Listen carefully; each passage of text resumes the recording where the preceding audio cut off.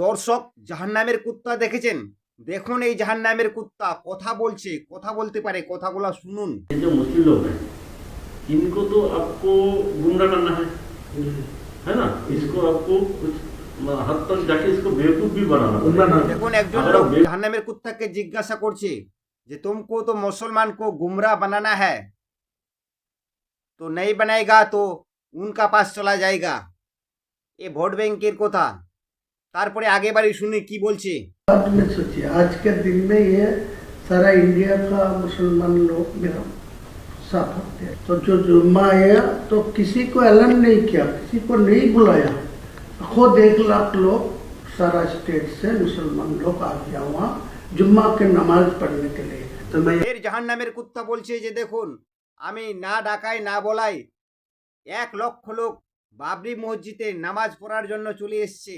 দেখুন মুসলমানরা কত বোকা। আর এই জাহান্নামের কুত্তা কি মুসলমান নয়? সে মুসলমান বলে দাবি করছিল এবং এতগুলা মানুষকে হেরিয়ানি করছিল।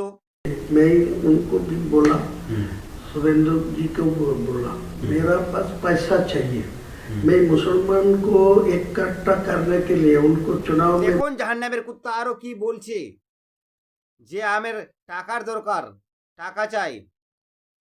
শুভেন্দুর নামটা নিচ্ছে, যে শুভেন্দুকে বলা হয়েছে। এ তো একটা পাগল জাহান্নামের কুত্তা।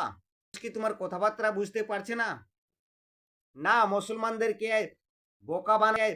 বোকা বানানো এত সহজ নয়। আমরা ইমানের জোরে নামাজ পড়তে যাই,